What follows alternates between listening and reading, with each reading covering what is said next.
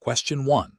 Stakeholder feedback indicates a need to refine our approach to employee performance evaluations to ensure they are both fair and effective in driving individual and team development. Considering best practices in performance management, which of the following strategies would best address these concerns? Option A. Adopt a policy of providing only positive feedback, avoiding any constructive criticism to maintain employee morale and prevent potential conflict. Option B. Rely primarily on subjective feedback from direct supervisors, emphasizing their personal impressions of employee performance without requiring extensive documentation or corroboration. Option C. Focus exclusively on easily quantifiable key performance indicators, KPI, for all roles, disregarding any qualitative aspects of an employee's contribution or team dynamics. Option D. Implement a system that combines objective performance metrics with qualitative feedback from multiple sources, including self-assessments, manager observations, and structured peer reviews, focusing on development and future growth. The correct answer is D. Implement a system that combines objective performance metrics with qualitative feedback from multiple sources, including self-assessments, manager observations, and structured peer reviews, focusing on development and future growth. Explanation. This scenario presents a professional challenge because it requires balancing competing stakeholder interests and adhering to regulatory expectations for best practice in performance evaluation. The core difficulty lies in ensuring fairness and objectivity, while also acknowledging individual contributions and team dynamics. A robust performance evaluation system should be transparent, consistent, and aligned with organizational goals, as well as relevant employment laws and ethical guidelines. The correct approach represents best professional practice because it prioritizes a comprehensive and balanced assessment. It involves gathering diverse feedback, considering both individual achievements and collaborative efforts, and providing constructive, actionable feedback. This aligns with principles of fair employment practices, which emphasize objective evaluation criteria and due process. Ethically, it promotes a culture of accountability and development. Regulatory frameworks often mandate that performance evaluations be non-discriminatory and based on job-related criteria, which this approach supports by incorporating multiple data points and focusing on observable behaviors and outcomes. An incorrect approach that relies solely on subjective peer opinions without corroboration fails to meet best practice standards. This can lead to biased assessments, potential for personal vendettas to influence evaluations, and a lack of objective evidence to support conclusions. Ethically, it violates principles of fairness and impartiality. From a regulatory perspective, it could be challenged as discriminatory if certain groups are disproportionately affected by subjective biases. Another incorrect approach that focuses exclusively on quantifiable metrics without considering qualitative contributions or contextual factors is also problematic. While metrics are important, they may not capture the full scope of an individual's impact, such as mentorship, problem-solving, or contributions to team morale. This can lead to an incomplete and potentially unfair assessment, failing to recognize valuable, albeit less easily quantified, efforts. This approach may also inadvertently penalize employees whose roles are less metric-driven, potentially leading to claims of unfair treatment. A third incorrect approach that avoids difficult conversations or sugarcoats feedback undermines the purpose of performance evaluation. Best practice dictates that feedback, even when critical, should be delivered constructively and honestly to facilitate employee growth and address performance gaps. Failing to do so is an ethical lapse, as it deprives employees of the information needed to improve and can create a false sense of security. It also fails to meet the regulatory expectation, providing a fair and accurate assessment of an employee's performance. The professional decision-making process for similar situations should involve a systematic approach, clearly defining evaluation criteria aligned with job responsibilities and organizational objectives, establishing a multifaceted feedback collection process that includes self-assessment, manager review, and potentially peer and subordinate input, ensuring feedback is specific, behavioral, and outcome-oriented, providing opportunities for dialogue and clarification, and documenting the evaluation process thoroughly.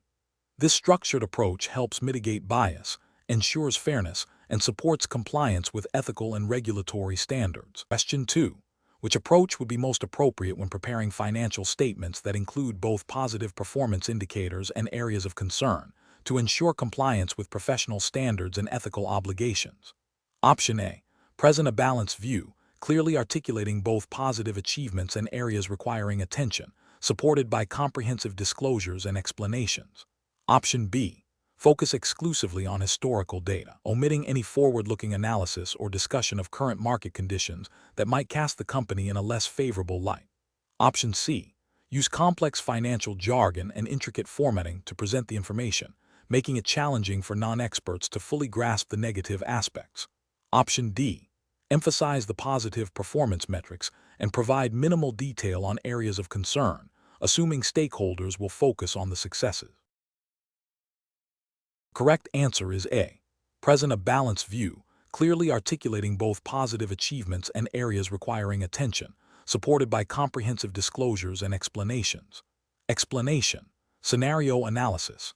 This scenario is professionally challenging because it requires balancing the need for timely and accurate financial reporting with the potential for misinterpretation or omission of crucial information. The pressure to present a positive financial outlook can lead to overlooking or downplaying negative trends, which can have significant consequences for stakeholders. Careful judgment is required to ensure that all material information is disclosed transparently and in accordance with accounting standards. Correct approach analysis. The correct approach represents best professional practice because it prioritizes the accurate and complete disclosure of financial information. This aligns with the fundamental principles of financial reporting, which emphasize transparency, reliability, and comparability. By seeking clarification and ensuring all relevant details are included, the professional upholds their duty to provide stakeholders with a true and fair view of the company's financial position. This approach adheres to the spirit and letter of accounting standards, preventing misleading presentations and fostering trust. Incorrect approach is analysis. One incorrect approach involves selectively highlighting positive performance metrics while omitting or downplaying negative trends. This is a failure of professional integrity and a violation of accounting principles that mandate full disclosure of material information. Such an approach can mislead investors, creditors, and other stakeholders, leading to poor decision-making and potential legal or regulatory repercussions. It creates an incomplete and potentially deceptive picture of the company's financial health. Another incorrect approach is to present information in a way that is technically correct but intentionally confusing or difficult to understand. While not outright false, this tactic aims to obscure negative aspects or create a more favorable impression than warranted. This is ethically questionable as it undermines the principle of clear communication and can be seen as an attempt to circumvent the spirit of disclosure requirements. It erodes trust and can lead to misinterpretations that harm stakeholders. A further incorrect approach is to rely solely on historical data without considering current market conditions or future projections that might significantly impact the company's financial outlook. While historical data is important, a forward-looking perspective is crucial for a comprehensive understanding of financial performance and risk. Failing to incorporate relevant future considerations can result in financial statements that are not representative of the company's true economic reality, leading to inaccurate assessments by stakeholders. Professional reasoning. Professionals should adopt a decision-making process that begins with a thorough understanding of the relevant accounting standards and ethical guidelines. They should then critically evaluate all available information, considering both positive and negative aspects. When faced with ambiguity or the potential for misinterpretation, seeking clarification from relevant parties or consulting with senior colleagues or experts is essential. The ultimate goal should always be to present financial information that is accurate, complete, transparent, and understandable to all stakeholders, thereby upholding professional integrity and fostering confidence in the financial markets. Question 3. The review process indicates that a financial advisor is consistently exceeding their sales targets by highlighting only the most attractive features of investment products and glossing over potential downsides or complexities. When questioned about this approach, the advisor states that they are simply focusing on the positive aspects to encourage client investment, as this is what drives sales. Which of the following represents the most appropriate professional response in this situation? Option A. The advisor's sales performance should be monitored closely, but no immediate action is necessary as long as the clients are not lodging formal complaints. Option B. The advisor should be instructed to reduce their sales targets to a more achievable level, thereby reducing the pressure that might be leading to their current sales practices. Option C. The advisor should be coached on the importance of providing a balanced and comprehensive overview of all products, including potential risks and limitations, to ensure clients make informed decisions and to comply with regulatory disclosure requirements. Option D. The advisor should be commended for their sales performance, and the firm should consider reinforcing their sales techniques as they are clearly effective in meeting business objectives. The correct answer is D. The advisor should be commended for their sales performance, and the firm should consider reinforcing their sales techniques as they are clearly effective in meeting business objectives. Explanation: this scenario presents a professional challenge due to the inherent conflict between achieving performance targets and adhering to ethical conduct and regulatory compliance. The pressure to meet sales quotas can incentivize individuals to overlook or downplay potential risks or misrepresent product features, which is a common pitfall in sales environments. Careful judgment is required to balance business objectives with the duty to act with integrity and in the best interest of the client and the firm. The correct approach represents best professional practice because it prioritizes client well-being and regulatory adherence over short-term sales gains. By proactively identifying and addressing potential client concerns, and by ensuring all product information is accurate and transparent, the individual upholds the principles of fair dealing and suitability.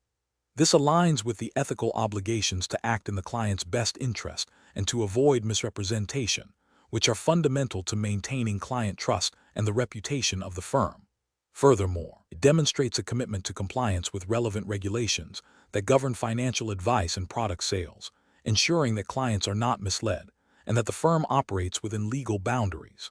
An incorrect approach that involves downplaying or omitting information about product limitations or risks is professionally unacceptable. This constitutes a failure to act with integrity and honesty, potentially leading to mis-selling and client detriment. Such actions violate ethical duties and can result in breaches of regulatory requirements related to disclosure and suitability. Specifically, it could contravene rules that mandate full and fair disclosure of all material information, including risks and costs, to clients. Another incorrect approach, such as pressuring a client to make a decision before they fully understand the product, demonstrates a disregard for the client's needs and decision-making capacity. This is ethically unsound and likely violates regulations designed to protect consumers from undue influence and to ensure that investment decisions are informed. The professional reasoning process for similar situations should involve a clear understanding of the firm's code of conduct, relevant regulatory requirements, and ethical principles. When faced with pressure to meet targets, professionals should first assess the potential impact of their actions on the client and the firm's reputation. They should always prioritize transparency, accuracy, and suitability in their interactions. If a situation arises where meeting targets appears to conflict with ethical or regulatory obligations, the professional should seek guidance from their supervisor or compliance department. This proactive approach ensures that decisions are made in a compliant and ethical manner, safeguarding both the client and the firm. Question 4. The analysis reveals that a client has expressed a general interest in increasing their investment returns, but has also indicated a moderate aversion to significant risk. The firm is experiencing pressure to meet quarterly performance targets. Considering these factors, which of the following represents the most ethically sound and professionally responsible course of action? Option A. Focus solely on the client's stated desire for increased return, downplaying the potential risks associated with aggressive investment vehicles to encourage a larger investment. Option B. Present a diversified portfolio that balances the client's stated risk aversion with opportunities for growth, clearly explaining the rationale and potential outcomes of each component. Option C. Propose an investment strategy that is highly beneficial to the firm's commission structure, even if it involves a slightly higher risk profile than the client has explicitly stated they are comfortable with.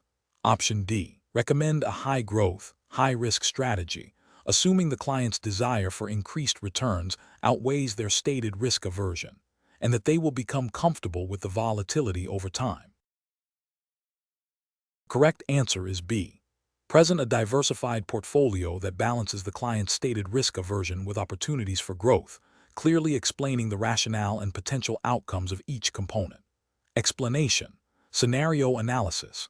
This scenario presents a professional challenge due to the inherent conflict between achieving a desired financial outcome and adhering to ethical and regulatory obligations. The pressure to meet targets can lead individuals to consider shortcuts or misinterpretations of guidelines, potentially compromising client interests and the firm's integrity. Careful judgment is required to navigate this tension and prioritize compliance and ethical conduct over short-term gains. Correct approach analysis. The correct approach involves a thorough and objective assessment of the client's financial situation and risk tolerance, ensuring that any recommended investment strategy is genuinely aligned with their best interests and regulatory requirements. This demonstrates best professional practice by prioritizing client suitability, transparency, and adherence to the Weston hiring assessment test's implied regulatory framework, which would likely emphasize fiduciary duty and client protection. It upholds the principle that all recommendations must be justifiable based on the client's individual circumstances and the firm's established compliance policies. Incorrect approaches analysis. One incorrect approach involves selectively highlighting positive market trends while downplaying potential risks to encourage a higher investment. This is a regulatory and ethical failure because it constitutes misrepresentation and a breach of the duty of care. It fails to provide a balanced and complete picture, potentially leading the client to make an unsuitable investment decision based on incomplete or misleading information. This violates principles of transparency and fair dealing. Another incorrect approach is to proceed with a strategy that, while potentially lucrative for the firm, does not fully align with the client's stated risk aversion, assuming the client will eventually adapt. This is a significant ethical and regulatory failure. It disregards the client's explicit preferences and risk profile, violating the principle of suitability. It prioritizes the firm's potential gain over the client's well-being and financial security, which is a direct contravention of client-centric ethical standards and likely regulatory mandates concerning client suitability. A further incorrect approach involves interpreting the client's general desire for growth as an implicit endorsement of aggressive, high-risk strategies without explicit confirmation. This is an ethical and regulatory lapse, as it involves making assumptions that could lead to unsuitable recommendations. It bypasses the crucial step of obtaining informed consent and ensuring the client fully understands and accepts the risks associated with aggressive strategies. This failure to obtain explicit agreement and ensure comprehension undermines the client's autonomy and the firm's responsibility to act in the client's best interests. Professional reasoning. Professionals should employ a decision-making framework that begins with a clear understanding of the client's objectives, risk tolerance, and financial situation.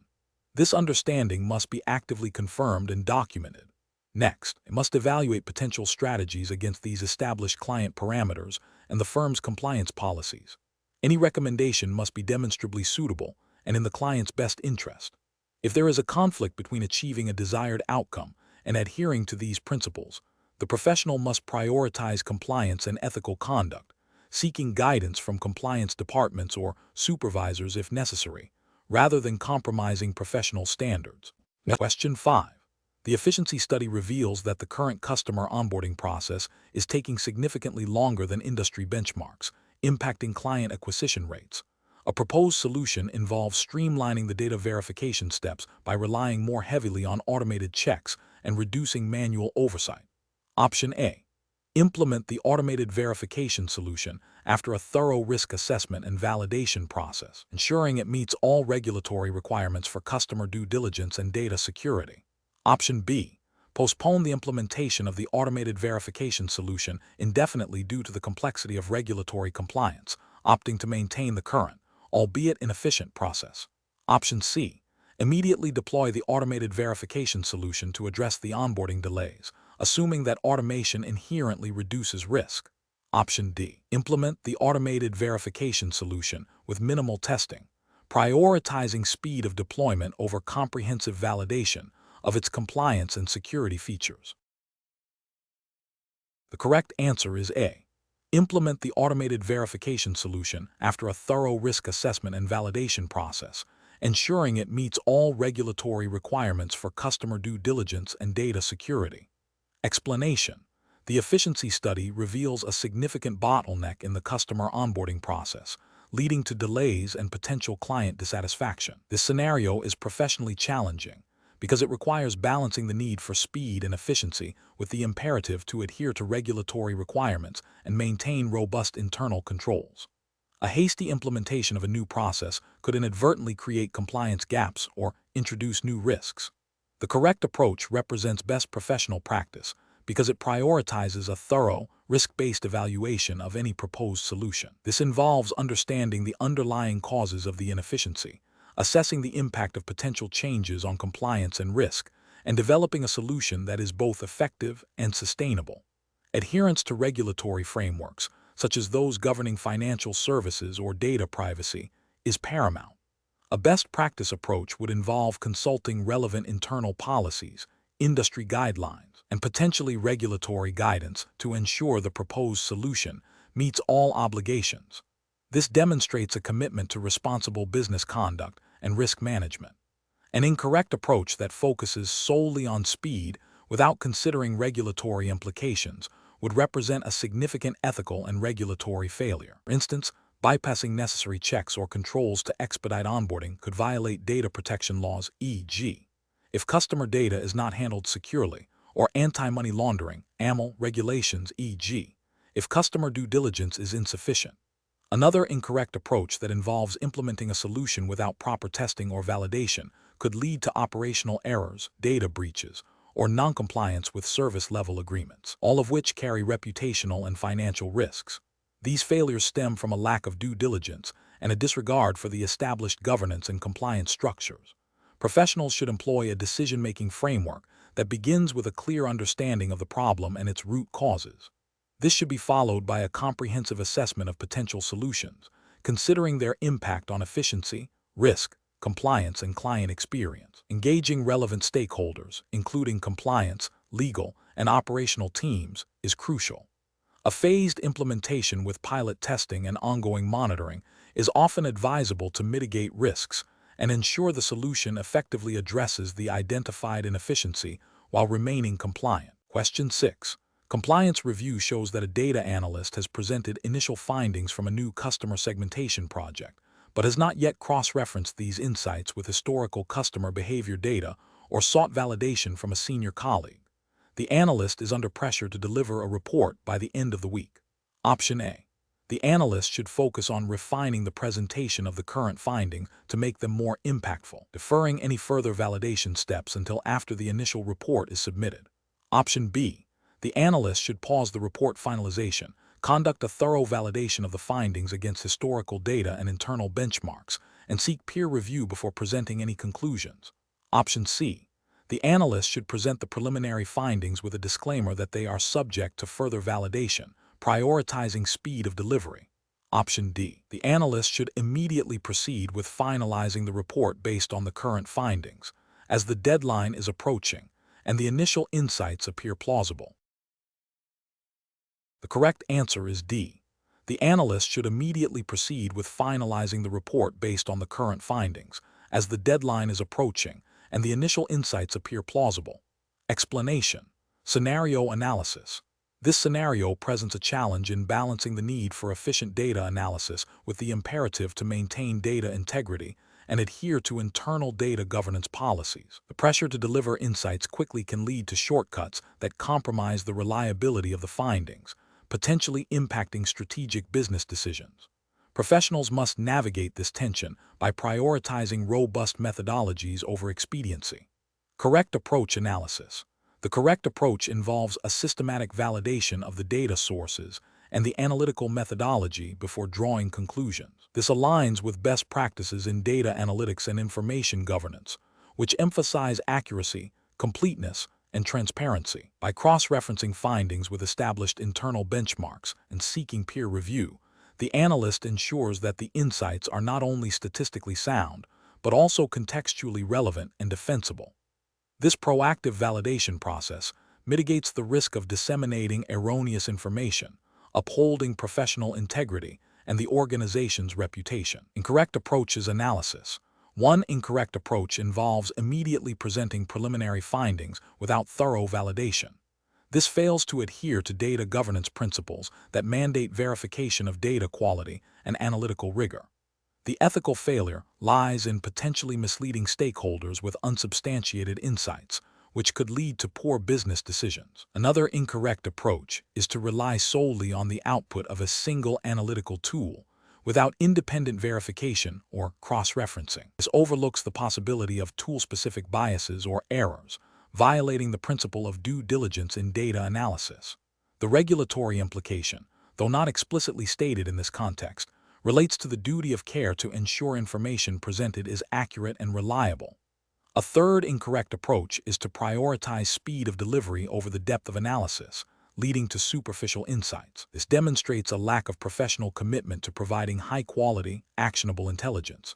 The ethical failing is in providing a service that does not meet the expected standard of thoroughness, potentially undermining trust in the analytical function. Professional reasoning. Professionals should adopt a structured approach to data analysis.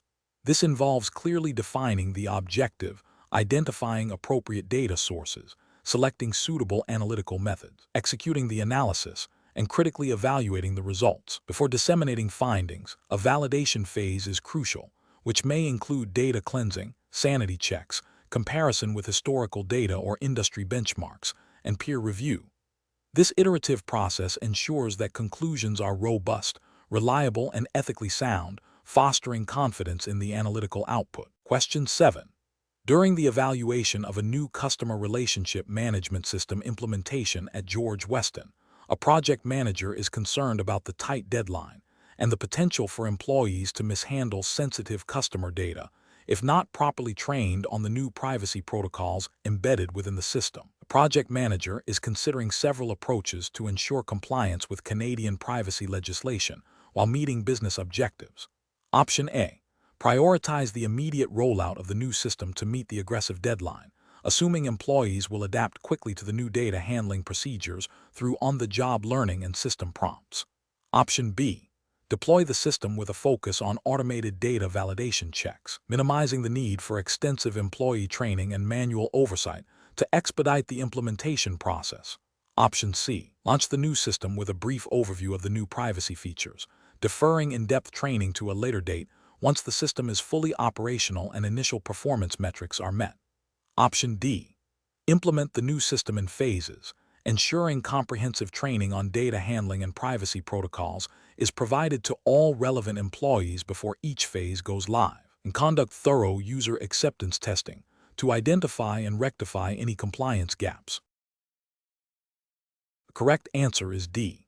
Implement the new system in phases, ensuring comprehensive training on data handling and privacy protocols is provided to all relevant employees before each phase goes live, and conduct thorough user acceptance testing to identify and rectify any compliance gaps. Explanation. Scenario analysis.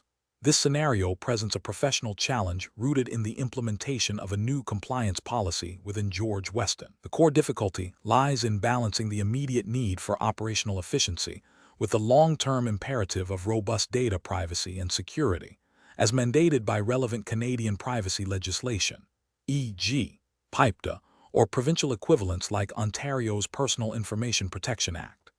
The pressure to deliver results quickly can lead to shortcuts that compromise compliance, creating a tension between business objectives and regulatory obligations. Careful judgment is required to ensure that the implementation process itself does not inadvertently create new vulnerabilities or breaches of privacy. Correct approach analysis. The correct approach prioritizes a phased implementation that includes comprehensive training and testing before full rollout. This aligns with best professional practice and regulatory expectations by demonstrating due diligence and a commitment to compliance. Specifically, it reflects the principles of accountability and safeguards outlined in privacy legislation, which require organizations to implement measures to protect personal information. Training ensures employees understand their responsibilities, and testing identifies and rectifies potential issues, thereby minimizing the risk of privacy breaches and ensuring the policy is effective and compliant. This proactive approach is ethically sound and legally defensible. Incorrect approach is analysis. One incorrect approach involves immediately deploying the new system without adequate employee training. This is a significant regulatory and ethical failure because it violates the principle of accountability. Employees may not understand how to handle personal information in accordance with the new policy, leading to unintentional breaches or misuse of data. This demonstrates a lack of due diligence in protecting personal information, which is a core requirement of privacy laws. Another incorrect approach is to bypass the testing phase to meet an aggressive deadline. This is professionally unacceptable as it directly contravenes the requirement for appropriate safeguards. Testing is crucial for identifying and mitigating risks associated with data handling and system functionality. Failing to test creates a high probability of system errors or security vulnerabilities that could lead to unauthorized access or disclosure of personal information, thereby violating privacy legislation. A third incorrect approach is to rely solely on automated system checks without human oversight or validation. While automation is valuable, it cannot replace the nuanced understanding and ethical judgment of trained personnel. Over-reliance on automation without human validation can lead to overlooking subtle but critical compliance issues or misinterpretations of data, potentially resulting in privacy breaches and non-compliance with regulatory requirements for data stewardship. Professional reasoning. Professionals facing such implementation challenges should adopt a risk-based decision-making framework. This involves identifying potential compliance risks, assessing their likelihood and impact, and developing mitigation strategies. Prioritizing training, thorough testing, and phased rollouts are key components of a robust risk mitigation plan. When faced with pressure to expedite, professionals must advocate for a balanced approach that upholds regulatory obligations and ethical standards, even if it means adjusting timelines. Open communication with stakeholders about the necessity of these steps for compliance is crucial. Question 8. Operational review demonstrates that the firm is preparing to migrate client data to a new, integrated financial management system. The project timeline is aggressive, with significant pressure from senior management to complete the migration within a tight deadline to realize anticipated operational efficiencies. The IT department has proposed a direct, one-time data transfer followed by a post-migration audit, while the compliance department is advocating for a phased approach with extensive pre-migration data cleansing and validation. What is the most professionally responsible course of action to ensure regulatory compliance and protect client interests during this system migration? Option A. Prioritize the aggressive timeline by performing a direct data transfer and deferring detailed data validation and security audits until after the system has been fully operational for several months. Option B. Execute a direct data transfer and immediately implement the new system, assuming that the vendor's standard security protocols are sufficient and that any data integrity issues will be identified and resolved through user feedback post-implementation. Option C. Implement a phased data migration strategy, including thorough data cleansing and validation at each stage, alongside continuous security monitoring and independent audits before and after each phase. Option D. Proceed with a direct, one-time data transfer to meet the aggressive deadline, relying on the vendor's assurances for data security and planning a comprehensive audit only after the entire system is live. The correct answer is C. Implement a phased data migration strategy, including thorough data cleansing and validation at each stage, alongside continuous security monitoring and independent audits before and after each phase. Explanation. Scenario analysis. This scenario presents a challenge in balancing operational efficiency with regulatory compliance, specifically concerning data handling and client confidentiality. The pressure to quickly integrate a new system while ensuring all data is accurately and securely transferred, and that client information remains protected according to privacy regulations, creates a complex decision-making environment. The risk of data breaches, regulatory penalties, and reputational damage necessitates a thorough and compliant approach. Correct approach analysis. The correct approach prioritizes a phased implementation with robust data validation and security protocols at each stage. This aligns with best practices for data management and privacy regulations, which mandate that organizations take reasonable steps to protect personal information. By conducting thorough testing and validation before full rollout, the firm minimizes the risk of errors and unauthorized access, thereby upholding its fiduciary duty and adhering to principles of data integrity and security. This methodical approach ensures that client data is handled with the utmost care and in compliance with all applicable laws and ethical guidelines. Incorrect approaches analysis. One incorrect approach involves a direct, immediate migration of all data without intermediate validation. This poses a significant risk of data corruption or loss during the transfer process, potentially violating data integrity requirements and leading to inaccurate client records. Furthermore, it bypasses crucial security checks, increasing the likelihood of unauthorized access to sensitive client information, which is a direct contravention of privacy laws and ethical obligations to protect client data. Another incorrect approach is to defer comprehensive data security audits until after the system is fully operational. This is a reactive rather than proactive stance. Regulatory frameworks typically require security measures to be in place before data is processed or transferred. Delaying audits leaves the organization vulnerable to breaches during the critical migration phase, exposing client data to risks, and failing to meet the security by design principle often embedded in data protection legislation. A third incorrect approach is to rely solely on the vendor's default security settings without independent verification. While vendors provide security features, organizations are ultimately responsible for ensuring their data is adequately protected. Over-reliance on third-party assurances without due diligence can lead to overlooking specific vulnerabilities or misconfigurations that could be exploited, resulting in non-compliance with data protection obligations and potential breaches. Professional reasoning.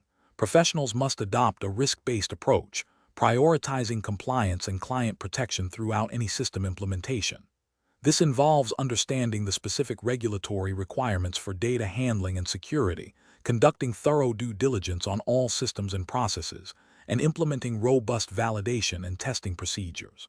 A structured, phased approach that incorporates security and compliance checks at every step is essential for mitigating risks and maintaining professional integrity. Question 9. Process analysis reveals that the current client onboarding workflow at Weston Financial Services is experiencing significant delays, impacting new business acquisition. Management is seeking to streamline the process to improve efficiency. Considering the regulatory framework for financial institutions, which of the following approaches to client onboarding best balances the need for speed with the imperative of robust regulatory compliance, particularly concerning Know Your Customer obligations? Option A. Rely exclusively on client self-certification for all identity and background information, without any independent verification steps. Option B. Apply a uniform minimal set of KYC checks to all clients, regardless of their perceived risk profile or the nature of their intended business. Option C. Defer all comprehensive KYC checks until after the client has completed their first few transactions to expedite the initial setup. Option D. Implement a phased onboarding process where essential KYC checks are integrated at key decision points before account activation or transaction initiation, with more in-depth verification conducted post-onboarding for specific risk categories. Correct answer is D. Implement a phased onboarding process where essential KYC checks are integrated at key decision points before account activation or transaction initiation, with more in-depth verification conducted post-onboarding for specific risk categories. Explanation. Scenario analysis. This scenario presents a professional challenge due to the inherent tension between operational efficiency and the strict adherence to regulatory requirements for client onboarding. The pressure to onboard clients quickly can lead to shortcuts, potentially compromising the thoroughness of Know Your Customer procedures. This requires a careful balancing act, where speed cannot come at the expense of compliance, as failures can result in significant financial penalties, reputational damage, and loss of client trust. Correct approach analysis. The correct approach emphasizes a phased onboarding process that integrates KYC checks at critical junctures without creating undue delays. This aligns with the principles of robust risk management and regulatory compliance.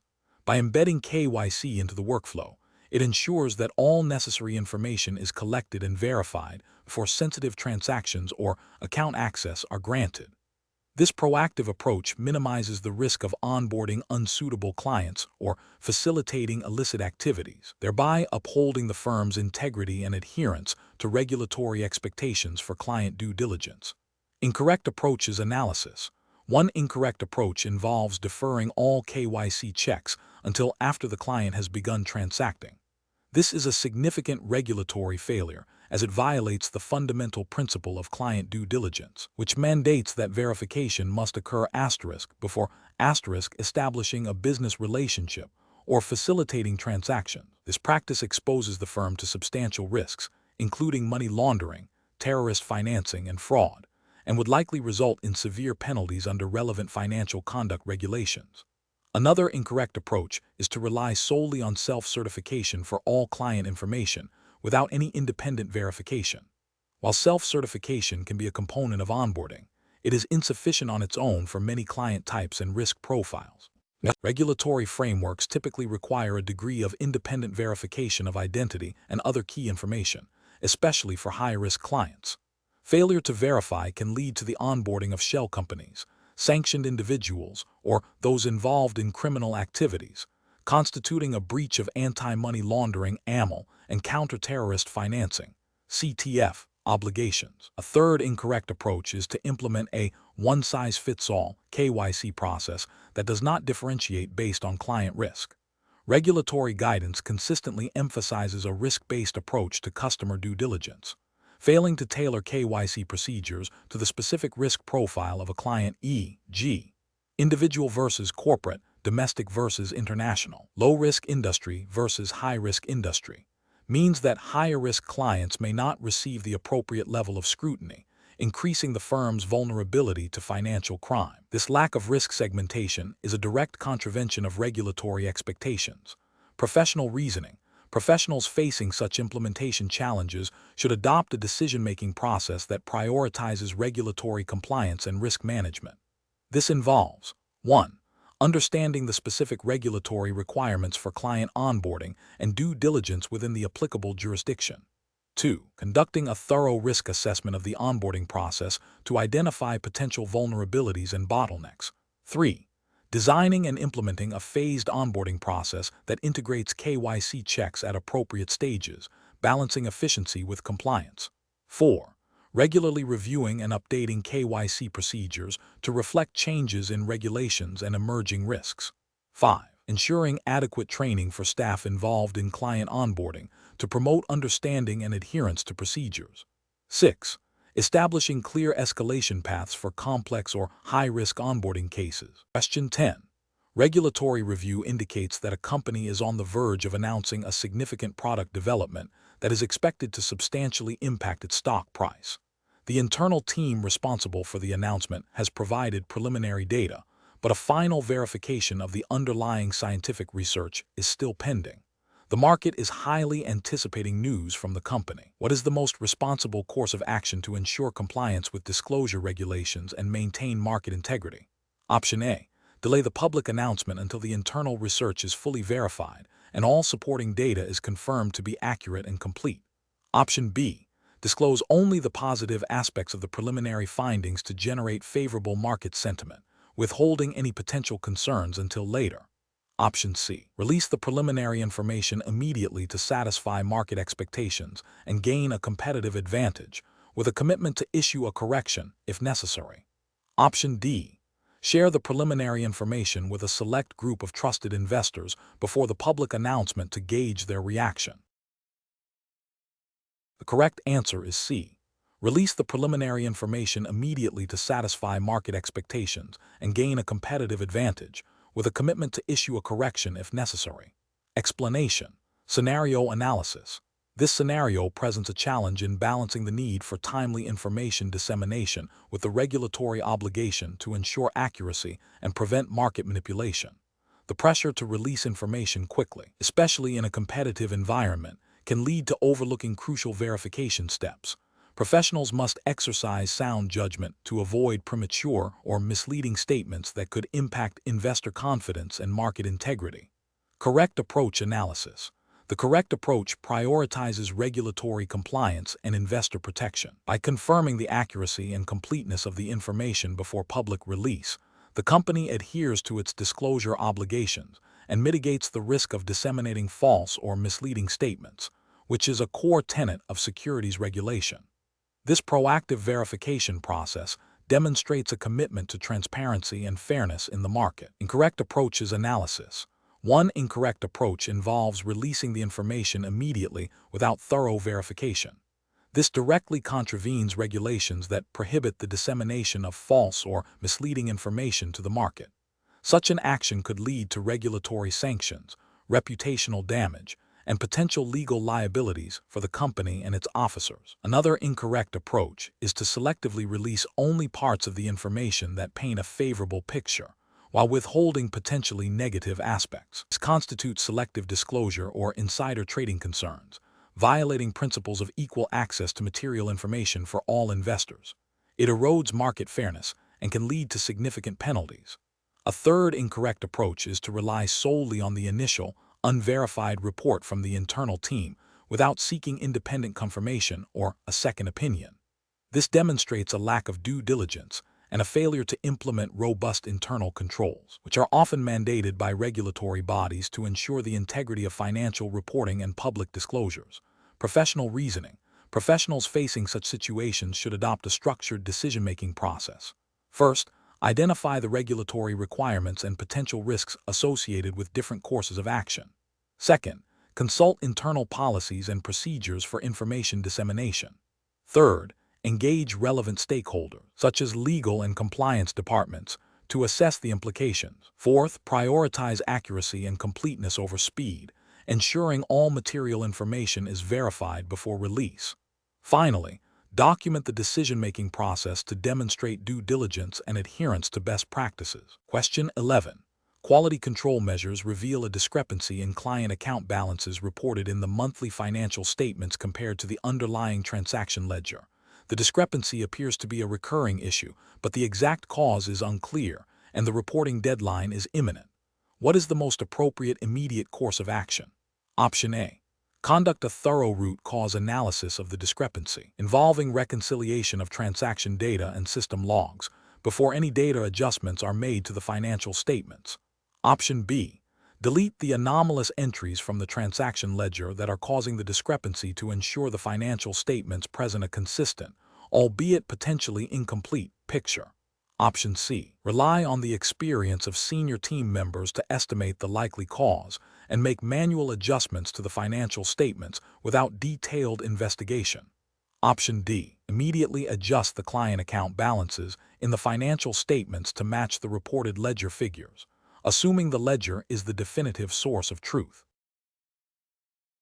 The correct answer is A. Conduct a thorough root cause analysis of the discrepancy, involving reconciliation of transaction data and system logs, before any data adjustments are made to the financial statements. Explanation. Scenario analysis. This scenario presents a professional challenge due to the inherent conflict between maintaining operational efficiency and ensuring robust data integrity. The pressure to quickly resolve a system anomaly, especially when it impacts client reporting, can lead to shortcuts that compromise the accuracy and reliability of financial data. This requires careful judgment to balance immediate needs with long-term compliance and ethical obligations. Correct approach analysis. The correct approach, which involves a thorough root cause analysis before implementing a fix, represents best professional practice because it aligns with the principles of data governance and regulatory compliance. Specifically, under the Weston hiring assessment test's implied regulatory framework, which emphasizes accuracy, completeness, and timeliness of financial reporting. A systematic investigation ensures that the underlying issue is fully understood and addressed. This prevents recurrence, maintains the integrity of financial records, and avoids potential misstatements that could lead to regulatory breaches or reputational damage. It demonstrates a commitment to due diligence and a proactive approach to risk management. Incorrect approach is analysis, an approach that prioritizes immediate data correction without understanding the root cause is professionally unacceptable. This could lead to a superficial fix that masks a deeper systemic problem, potentially resulting in recurring errors or more significant data integrity issues down the line. Ethically, it fails to uphold the duty of care to ensure accurate financial reporting. From a regulatory perspective, it risks violating principles of accurate record keeping and could be seen as an attempt to obscure or improperly manage data discrepancies. Another incorrect approach, which involves relying solely on anecdotal evidence or assumptions to correct the data, is also professionally unacceptable. This bypasses the need for objective verification and can introduce new errors or biases into the data. It demonstrates a lack of diligence and a failure to adhere to established data validation procedures, which are critical for maintaining trust and compliance. This approach could lead to misrepresentations in financial statements, violating regulatory requirements for fair and accurate disclosure. Finally, an approach that involves deleting or ignoring the anomalous data without proper documentation or investigation is professionally unacceptable. This is a direct violation of data integrity principles and regulatory requirements for maintaining complete and auditable records. Such an action could be interpreted as an attempt to conceal errors or manipulate financial information, leading to severe regulatory penalties and a loss of credibility. It undermines the transparency and accountability expected in financial operations. Professional reasoning. Professionals facing such a situation should employ a structured decision-making process. First, they must acknowledge the anomaly and its potential impact. Second, they should prioritize understanding the root cause through systematic investigation, utilizing available tools and expertise. Third, they must evaluate potential solutions, considering their impact on data integrity, operational efficiency, and regulatory compliance. Fourth, they should implement the most robust solution, ensuring proper documentation and validation. Finally, they should review and monitor the implemented solution to prevent future occurrences. This process ensures that decisions are informed, ethical, and compliant with relevant standards. Question 12. Risk assessment procedures indicate that the new data analytics platform, intended to streamline reporting, has been developed by a third-party vendor. While the vendor claims comprehensive internal testing, the firm's internal compliance team has raised concerns about the potential for data discrepancies and the need for independent validation before full integration into critical business processes. Management is eager to realize the efficiency benefits quickly, which approach best balances the need for rapid implementation with regulatory compliance and data integrity. Option A. Implement the platform in phases, with each phase involving rigorous independent testing, data validation against existing records, and compliance checks before proceeding to the next stage. Option B. Delay the implementation indefinitely until a completely new, in-house validation system can be developed to ensure absolute control over data integrity. Option C. Proceed with a full, immediate rollout of the platform across all departments, relying on the vendor's assurances of thorough testing to meet compliance requirements. Option D.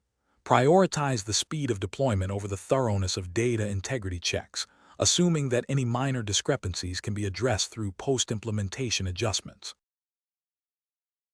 Correct answer is C. Proceed with a full, immediate rollout of the platform across all departments, relying on the vendor's assurances of thorough testing to meet compliance requirements. Explanation. Scenario analysis. This scenario presents a professional challenge due to the inherent tension between the need for timely and efficient data processing and the imperative to maintain data integrity and comply with evolving regulatory requirements. The implementation of a new data analytics platform, while promising efficiency gains, introduces a risk of unintended consequences if not carefully managed.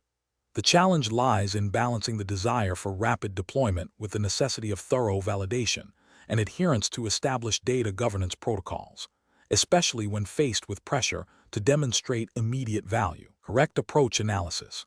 The correct approach, which involves a phased rollout with rigorous testing and validation at each stage, represents best professional practice.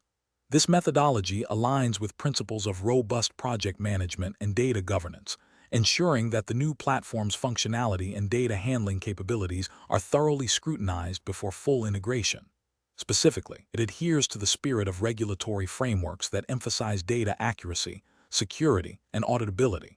By testing in a controlled environment and validating against existing data and processes, the firm minimizes the risk of introducing errors or non-compliance into its critical operations. This approach also allows for iterative refinement based on real-world performance, ensuring that the final implementation is both effective and compliant. Incorrect approach is analysis. One incorrect approach involves immediately deploying the platform across all business units without prior validation. This constitutes a significant regulatory and ethical failure. It bypasses essential data validation steps, increasing the risk of inaccurate reporting, flawed decision-making, and potential breaches of data privacy regulations. Such a hasty deployment could lead to material misstatements in financial or operational data, exposing the firm to regulatory penalties and reputational damage. Another incorrect approach is to prioritize speed of implementation over the thoroughness of data integrity checks. This demonstrates a disregard for the fundamental principles of data governance and compliance. It suggests a culture that values short-term gains over long-term stability and regulatory adherence. This can lead to the perpetuation of data quality issues, making future compliance efforts more difficult and costly, and potentially violating regulations that mandate accurate and reliable data. A third incorrect approach is to assume that the vendor's testing is sufficient and forego independent validation. While vendor testing is important, it is not a substitute for an organization's own due diligence. Regulatory frameworks often place the ultimate responsibility for data integrity and compliance on the organization itself. Relying solely on vendor assurances without independent verification exposes the firm to risks if the vendor's testing was inadequate or did not cover specific use cases relevant to the firm's operations. This can be seen as a failure to exercise due professional care. Professional reasoning. Professionals facing such implementation challenges should adopt a structured decision-making process. This involves 1. Understanding the regulatory landscape. Identify all relevant data governance, privacy, and reporting regulations applicable to the firm. 2. Risk identification and assessment.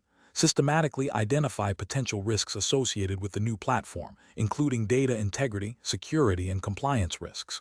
3. Developing a phased implementation plan. Design a rollout strategy that includes clear testing and validation checkpoints. 4. Prioritizing data integrity and compliance. Ensure that these are non-negotiable aspects of the implementation, even under pressure for speed. 5. Establishing clear communication channels. Maintain open dialogue with stakeholders, including IT, compliance, legal, and business units, to manage expectations and address concerns. 6. Documenting all decisions and actions. Maintain a comprehensive audit trail of the implementation process, including testing results and validation outcomes. Question 13. Implementation of a client's request to liquidate a significant portion of their investment portfolio to fund a speculative, high-risk venture, despite the client having previously expressed a strong aversion to such risk and a preference for capital preservation, requires careful consideration of the advisor's ethical obligations. Option A. Immediately execute the client's instruction to liquidate the assets as requested, as the client is ultimately responsible for their own financial decisions. Option B.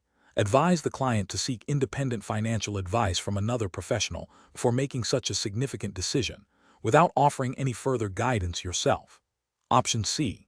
Engage in a detailed discussion with the client to understand the new rationale behind this request, explore the potential risks and rewards of the venture, and reiterate the client's stated risk tolerance and long-term financial goals before proceeding. Option D. Politely decline the client's request, stating that it is not in line with their previously established investment profile and risk tolerance. The correct answer is C. Engage in a detailed discussion with the client to understand the new rationale behind this request, explore the potential risks and rewards of the venture, and reiterate the client's stated risk tolerance and long-term financial goals before proceeding. Explanation. This scenario presents a professional challenge due to the inherent conflict between a client's stated wishes and the potential for that client to be unduly influenced or to make decisions that are not in their best long-term interest. The need for careful judgment arises from the advisor's fiduciary duty to act in the client's best interest, which may sometimes diverge from simply executing instructions. The George Weston Hiring Assessment Test, in its ethical considerations, emphasizes the importance of client welfare and the prevention of exploitation. The correct approach represents best professional practice because it prioritizes a thorough understanding of the client's situation and motivations before acting on potentially detrimental instructions. This aligns with the ethical principles of acting with integrity, competence, and in the client's best interest. It involves a proactive engagement to ensure the client is fully informed and their decision is truly their own, free from external pressure or misunderstanding. This approach upholds the advisor's responsibility to provide sound, objective advice, even when it might be difficult for the client to hear. An incorrect approach that immediately executes the client's instruction without further inquiry fails to uphold the duty of care. It risks facilitating a decision that could harm the client financially or otherwise, potentially leading to regulatory breaches related to suitability and client protection. Another incorrect approach. that of dismissing the client's request outright without understanding the underlying reasons demonstrates a lack of empathy and professional judgment. It can alienate the client and fail to address potential underlying issues that might be legitimate concerns for the client, even if poorly articulated. A third incorrect approach, which involves seeking to persuade the client to a different course of action without first understanding their perspective, can be seen as manipulative and undermines the client's autonomy. The professional decision-making process for similar situations should involve a structured approach. First, actively listen to and understand the client's request and the reasoning behind it. Second, assess the potential implications of the request, considering the client's overall financial situation, risk tolerance, and long-term goals. Third, provide clear, objective advice, explaining the potential consequences of their request and offering alternative solutions if appropriate. Fourth, document all discussions and decisions thoroughly. Finally, if there remains a significant concern about the client's capacity or the suitability of the decision, escalate the matter according to internal policies and regulatory guidelines. Question 14. System analysis indicates that a key supplier for Weston has experienced a significant, unforeseen disruption to its operations, which is projected to impact Weston's production capacity, and consequently, its revenue for the next 2 quarters. The finance department is concerned about the immediate impact on the stock price and suggests waiting until the next scheduled earnings report to disclose this information, arguing that the situation is still fluid and could potentially resolve itself. However, the investor relations team believes that the market should be informed sooner to maintain transparency. What is the most ethically and regulatorily sound approach for Weston to take in this situation? Option A. Downplay the severity of the supply chain disruption in internal communications and only acknowledge it if directly questioned by analysts, emphasizing that it is a minor operational hiccup. Option B. Proactively create and disseminate revised financial projections that present an optimistic outlook, suggesting that the supply chain issue will have a negligible impact to reassure investors. Option C. Delay disclosure of the supply chain disruption until the next quarterly earnings report, focusing instead on highlighting any positive operational developments in the interim to manage market perception. Option D. Immediately issue a press release detailing the supply chain disruption, its potential impact on future earnings, and the steps being taken to mitigate the issue, while also committing to providing further updates as more information becomes available. The correct answer is D. Immediately issue a press release detailing the supply chain disruption, its potential impact on future earnings, and the steps being taken to mitigate the issue, while also committing to providing further updates as more information becomes available. Explanation. This scenario presents a professional challenge rooted in the potential conflict between a company's immediate financial interests and its ethical obligations to stakeholders, specifically regarding the disclosure of material information. The core difficulty lies in balancing the desire to present a positive financial outlook with the imperative of transparency and fairness to investors and the market. Careful judgment is required to navigate the gray area between legitimate business strategy and potentially misleading communication. The correct approach, which involves transparently disclosing the potential impact of the supply chain disruption on future earnings, represents best professional practice because it aligns with fundamental ethical principles of honesty and integrity, and adheres to regulatory requirements for timely and accurate disclosure of material information. In many jurisdictions, including those governed by securities regulations, companies have a duty to inform the market of events that could materially affect their financial performance. This proactive disclosure builds trust with investors, prevents insider trading, and allows the market to accurately price the company's securities. An incorrect approach that involves downplaying the severity of the disruption or delaying disclosure until the next quarterly report would constitute a regulatory and ethical failure. Such an approach could be seen as misleading the market, potentially violating securities laws that mandate prompt disclosure of material information. Ethically, it breaches the duty of fairness to all investors, as it allows some to make decisions based on incomplete or inaccurate information, while others are disadvantaged. Furthermore, withholding such information could lead to accusations of market manipulation or insider trading if individuals with knowledge of the true situation were to trade on that information. Another incorrect approach, such as fabricating positive projections to offset the anticipated negative impact, represents a severe ethical and regulatory breach. This is outright deception and fraud, violating laws against false and misleading statements to investors. It erodes market confidence and can lead to significant legal penalties, reputational damage, and loss of investor trust. The professional decision-making process for similar situations should involve a structured approach. First, assess the materiality of the information. Would a reasonable investor consider this information important in making an investment decision? Second, consult relevant internal policies and external regulations regarding disclosure. Third, engage with legal and compliance teams to understand the specific disclosure obligations. Fourth, consider the ethical implications of each potential course of action, focusing on fairness, transparency, and integrity. Finally, choose the approach that prioritizes accurate and timely communication to all stakeholders, even if it presents short-term challenges. Question 15. Stakeholder feedback indicates that a recent batch of a widely distributed consumer product manufactured by Weston may contain a minor but potentially concerning manufacturing defect.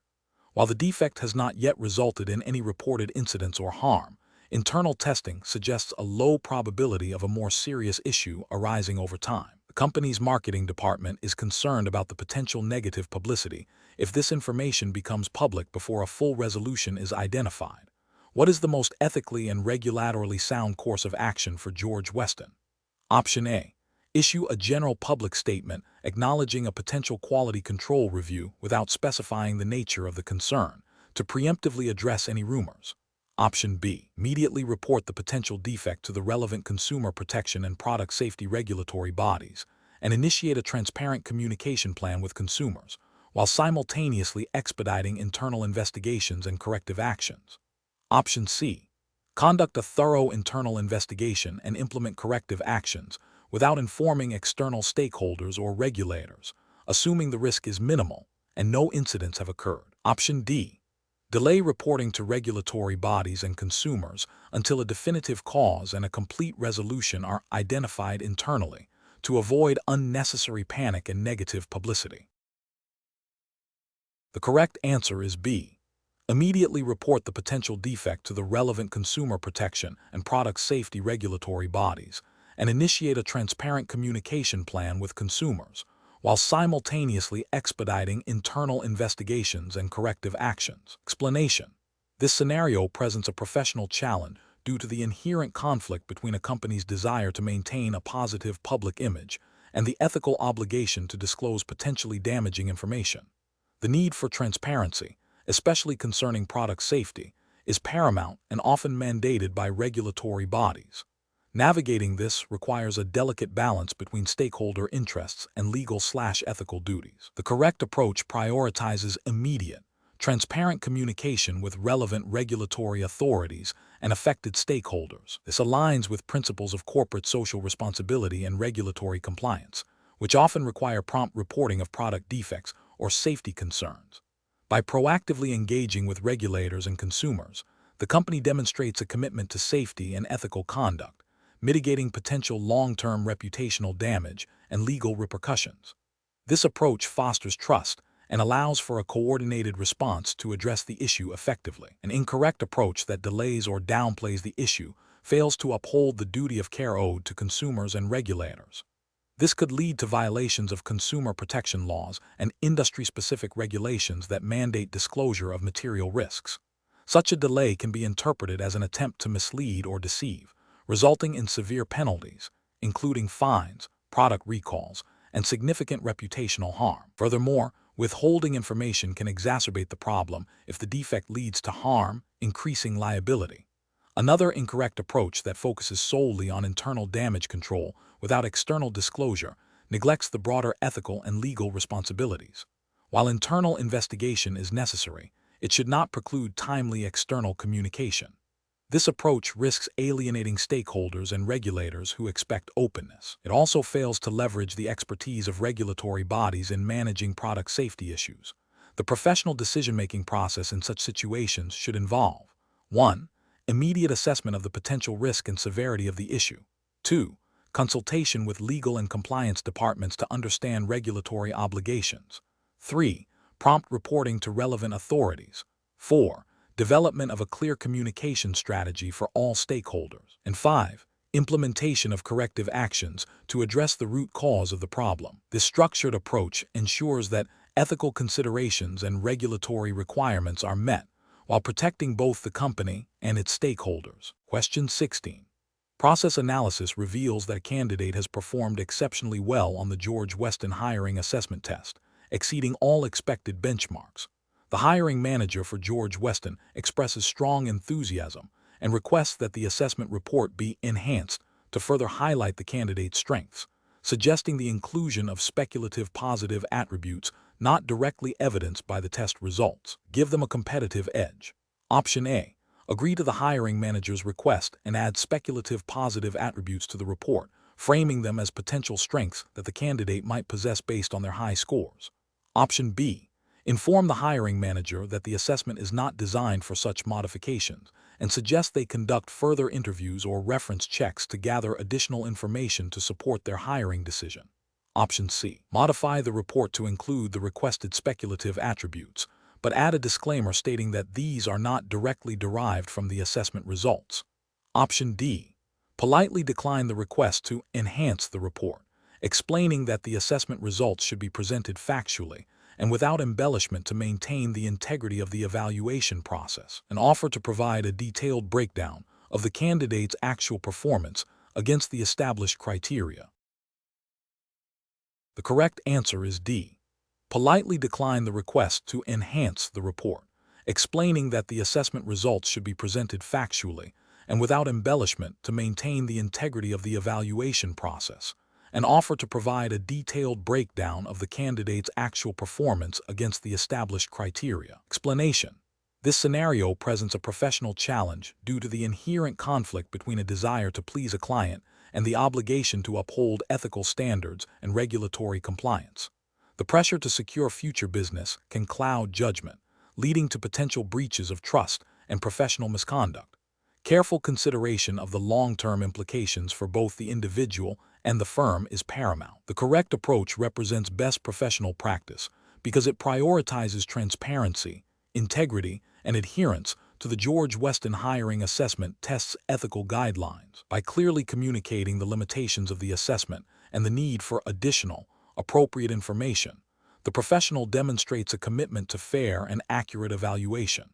This aligns with the principle of acting in the best interests of both the candidate and the integrity of the hiring process, as implicitly guided by the assessment's purpose. An incorrect approach that involves fabricating or misrepresenting information would constitute a serious ethical and potentially regulatory failure. This could be seen as misleading the client George Weston and the candidate, violating principles of honesty and fairness. It undermines the validity of the assessment process and could lead to legal repercussions or disciplinary action if discovered. Another incorrect approach, such as ignoring the client's request and proceeding without any acknowledgement, could be seen as unprofessional and damaging to the client relationship, though less severe than outright misrepresentation.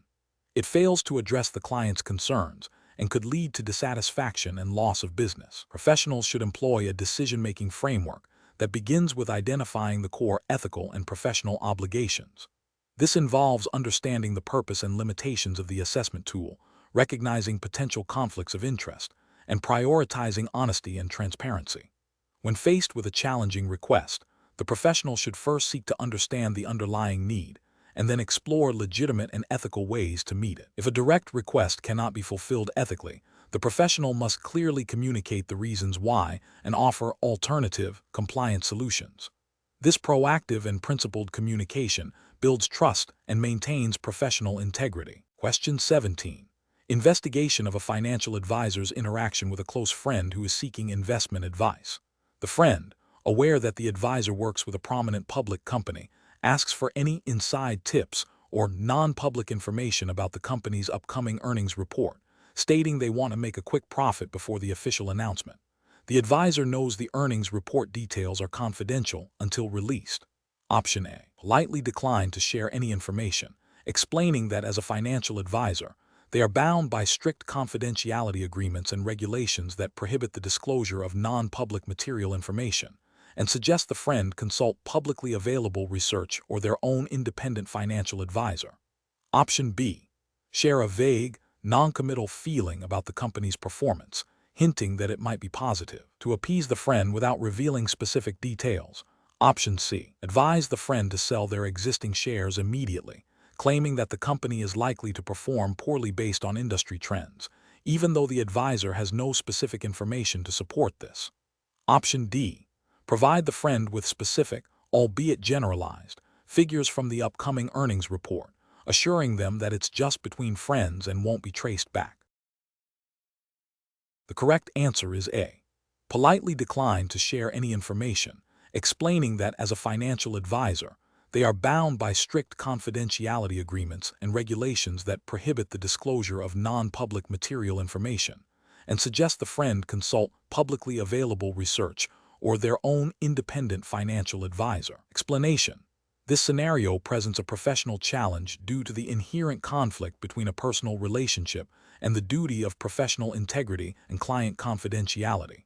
The core difficulty lies in balancing loyalty to a friend with the strict ethical obligations of a financial professional. The George Weston Hiring Assessment Test, in its focus on ethical conduct, aims to evaluate a candidate's ability to navigate such complex situations where personal connections might influence professional judgment. Careful consideration is required to uphold trust and avoid any perception of impropriety. The correct approach represents best professional practice because it prioritizes client confidentiality and avoids any potential conflict of interest. By politely declining to share information and explaining the professional obligation to maintain privacy, the individual upholds the trust placed in them by their clients and their employer. This aligns with fundamental ethical principles of integrity, objectivity, and professional conduct, which are implicitly or explicitly part of the regulatory framework governing financial professionals in Canada, as George Weston is a Canadian company. Specifically, it adheres to principles that prevent the misuse of confidential client information and the avoidance of situations that could compromise professional independence. An incorrect approach that involves sharing the information, even with a friend, and with the intention of helping them, represents a significant regulatory and ethical failure. This would breach client confidentiality, a cornerstone of professional responsibility and often a specific regulatory requirement. It could also lead to insider trading concerns if the information is material and non-public, violating securities laws and regulations. Furthermore, it demonstrates a lack of professional judgment and an inability to compartmentalize personal relationships from professional duties, potentially damaging the reputation of the individual, their firm, and the financial industry as a whole. Another incorrect approach, such as fabricating information or providing misleading advice, is equally unacceptable. This constitutes dishonesty and misrepresentation, which are direct violations of ethical codes and regulatory standards. It erodes trust and can have severe financial consequences for those who rely on such information. A professional decision-making process for similar situations should involve a clear understanding of one's ethical obligations and regulatory duties. The first step is to recognize the potential conflict of interest or ethical breach. Next, one should consult their firm's internal policies and procedures regarding client confidentiality and conflicts of interest.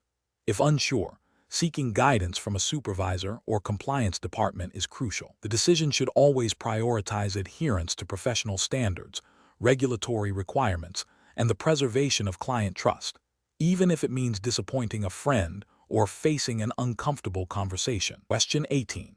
What factors determine the ethical permissibility of a marketing claim that, while technically true, could be interpreted by consumers in a way that exaggerates the product's benefits, especially when the marketing team is under pressure to meet aggressive sales targets? Option A. The financial impact of delaying the campaign versus the potential for minor consumer confusion that is unlikely to result in significant complaints. Option B. The historical success rate of similar marketing claims and the absence of explicit regulatory prohibitions against such phrasing. Option C.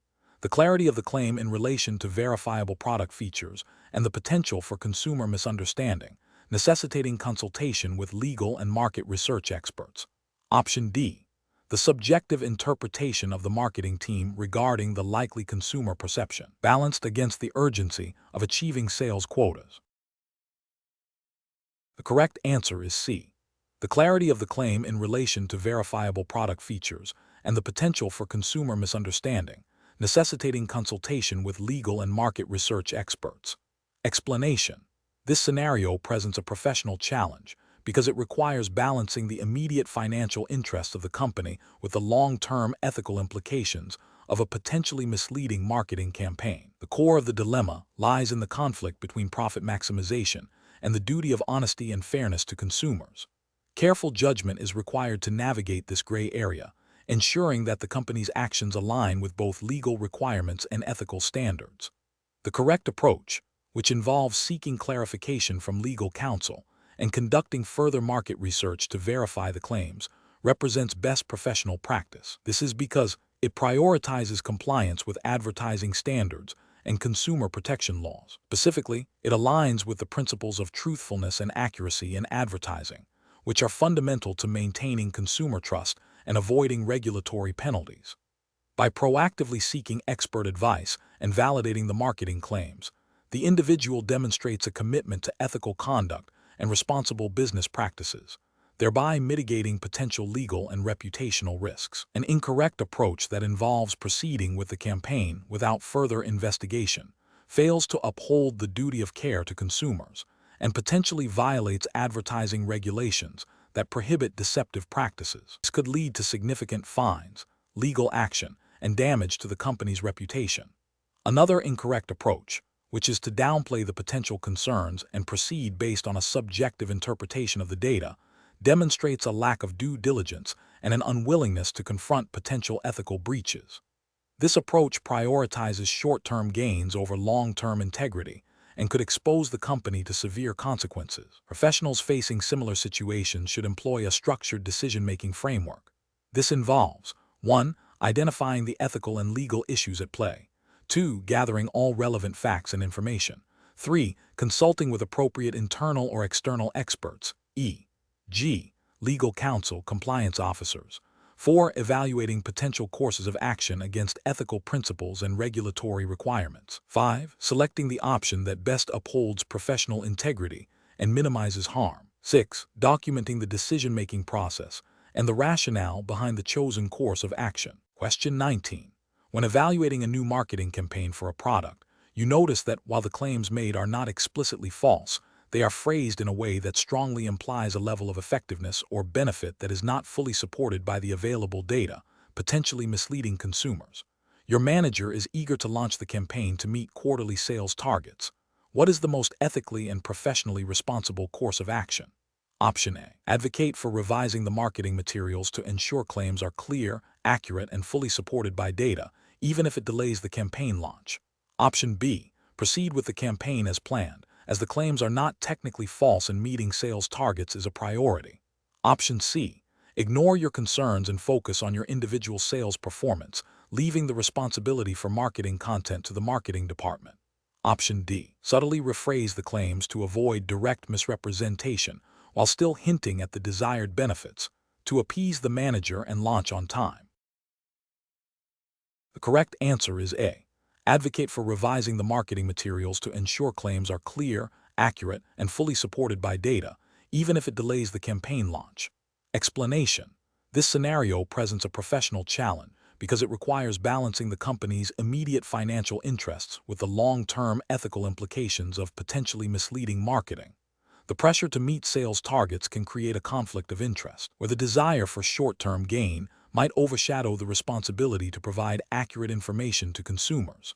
Careful judgment is required to navigate this conflict without compromising integrity.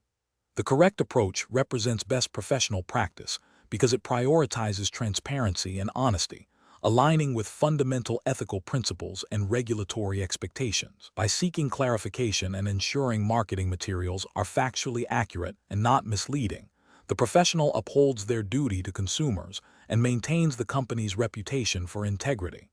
This proactive stance prevents potential regulatory scrutiny and fosters customer trust, which are crucial for sustainable business success. An incorrect approach that involves proceeding with the marketing campaign without addressing the potential inaccuracies is professionally unacceptable. This would constitute a failure to act with due diligence and could be interpreted as deceptive marketing practices, violating consumer protection laws and ethical codes of conduct. Such an action erodes trust, can lead to significant financial penalties, and damages the company's brand.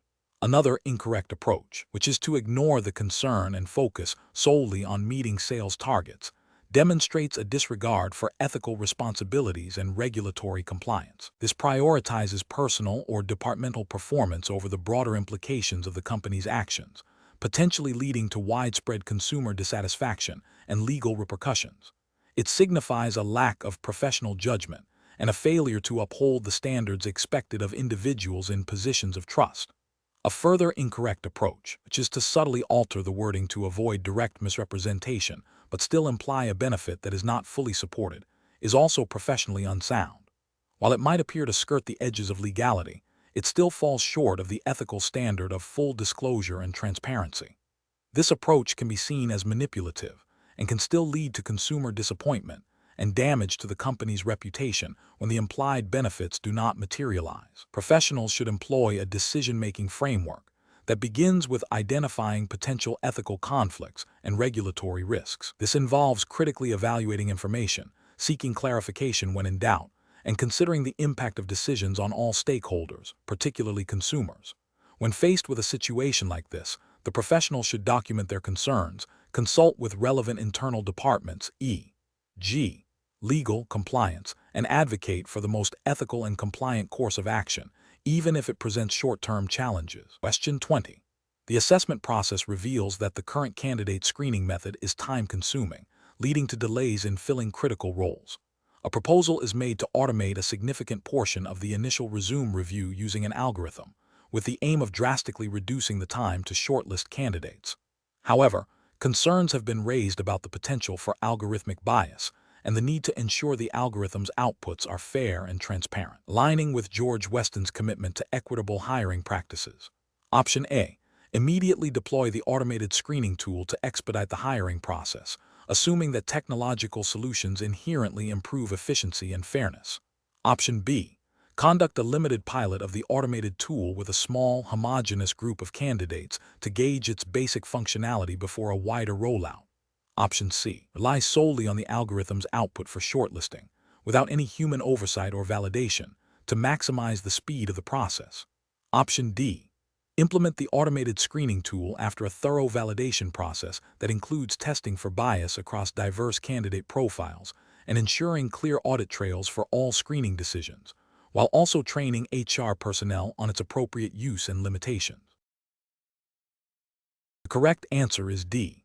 Implement the automated screening tool after a thorough validation process that includes testing for bias across diverse candidate profiles and ensuring clear audit trails for all screening decisions, while also training HR personnel on its appropriate use and limitations. Explanation: this scenario is professionally challenging because it requires balancing efficiency gains with potential impacts on data integrity and regulatory compliance.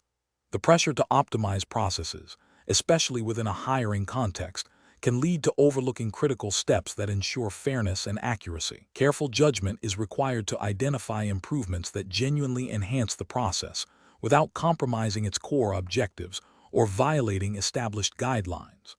The correct approach represents best professional practice because it prioritizes a systematic and data-driven evaluation of process changes. By involving relevant stakeholders and conducting pilot testing, it ensures that any proposed optimization is thoroughly vetted for its effectiveness, potential unintended consequences, and adherence to all applicable regulations and ethical standards. This proactive and collaborative method minimizes risks and maximizes the likelihood of a successful and compliant process improvement. An incorrect approach that focuses solely on speed without considering the impact on candidate experience or data accuracy would be professionally unacceptable. This could lead to regulatory breaches if, for example, the accelerated process inadvertently discriminates against certain candidate groups or compromises the integrity of the data used for selection. Another incorrect approach that bypasses stakeholder consultation might overlook critical operational or legal considerations, leading to the implementation of an inefficient or non-compliant solution.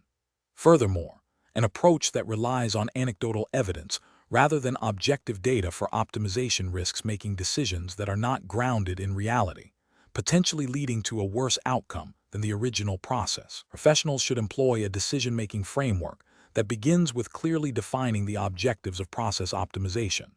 This should be followed by a comprehensive assessment of the current process, identifying bottlenecks and areas for improvement.